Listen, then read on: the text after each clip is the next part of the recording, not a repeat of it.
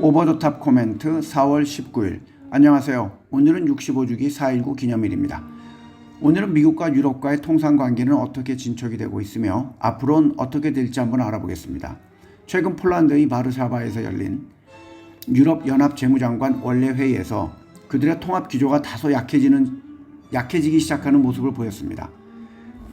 그들은 트럼프에 대해서 한 목소리로 말하는 것이 중요하다고 강조했으며 특히 프랑스 재무부 장관은 균형이 잡힌 합의를 만들기 위해 유럽인의 단결이 절대적으로 필요하다고도 말했습니다.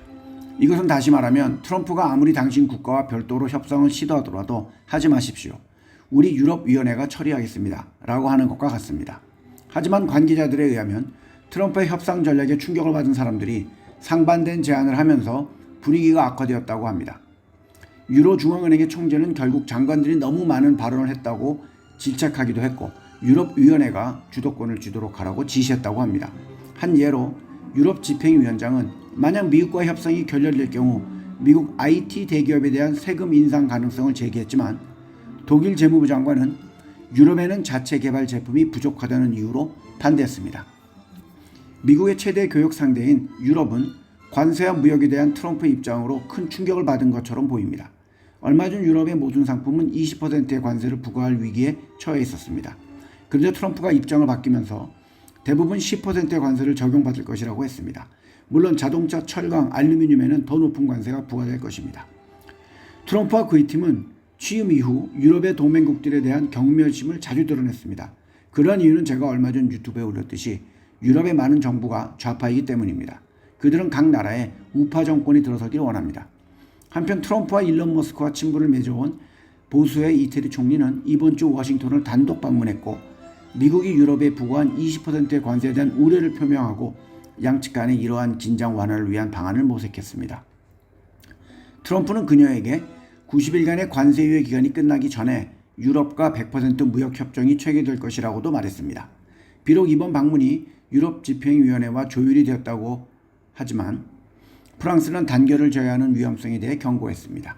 아일랜드의 재무부 장관이자 유로의 재무부 장관들로 구성된 소규모 협의체인 유로그룹의 의장 또한 유럽이 미국의 의존도를 낮추기 위한 플랜 B도 마련해야 한다고 했습니다. 또한 이번 주에 유럽의 무역 대표부는 미국에서 열린 회의에서 미국의 관세에 대한 명확한 입장을 밝히지 않은 채 떠났습니다.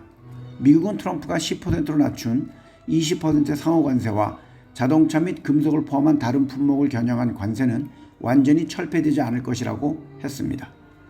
유럽 측은 양측 모두 자동차를 포함한 모든 산업재에 대한 관세를 철폐할 것을 제안했지만 트럼프는 거부했습니다. 유럽연합은 트럼프가 지난달 시작한 무역전쟁에 대한 보복으로 일부 대미 수출품에 대한 제한 조치를 도입하는 방안도 검토하고 있었습니다. 이것은 미국과 협상에서 만족스러운 결과가 나오지 않을 경우에만 사용될 수 있는 잠재적인 억제책으로 알려져 있습니다만 유럽의 관계자들에 의하면 미국과의 이번 협상은 진전을 보이지 못했고 미국이 무엇을 원하는가조차 밝히지 못했다고 합니다. 결국은 무역 갈등이 격화될 것임을 시사합니다. 지난 목요일 유럽중앙은행은 작년 6월 이후 7번째 금리를 인하했습니다. 이번 금리 인하의 배경은 미국과의 무역 긴장과 유로의 경제성장 둔화입니다. 현재 업계에서는 향후에 추가 금리 인하 가능성도 있으며 몇몇의 분석가들은 올해 말까지 금리가 2% 이하로 하락할 수 있다고도 전망하고 있습니다. 최근에는 미국의 무역 정책과 경제 불확실성으로 달러가 오히려 유로 대비 하락을 하고 있습니다. 하지만 환율의 움직임은 개인 투자가들은 예측하기 상당히 어렵습니다. 그리고 최근 업계에서는 유럽 투자 전략이라고 하면서 세 가지 정도를 추천들을 많이 하고 있습니다.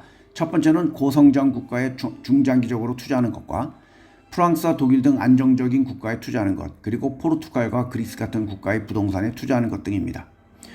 저는 늘 말씀드리지만 가본 적도 없는 머나먼 나라의 부동산이나 환율이나 채권에는 개인 투자자들은 관심을 가지시면 안 됩니다.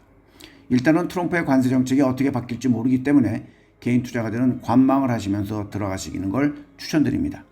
유럽 주요 국가들의 주가 지수는 올해 들어서 독일이 약 9% 상승을 하고 있고 프랑스가 약 7% 상승했습니다만 유럽 시장이 관세에 흔들리지 않을 때가 되었을 때 그때 들어가시길 추천드립니다. 지난 3월에는 전달 대비해서 전 세계에서 미국으로 들어가는 사람들이 약 10% 줄었다는 발표도 있었습니다. 가장 많이 하락한 곳은 멕시코와 유럽입니다. 반대로 아시아는 큰 변화가 없었고 중동은 오히려 늘었습니다. 성투하세요.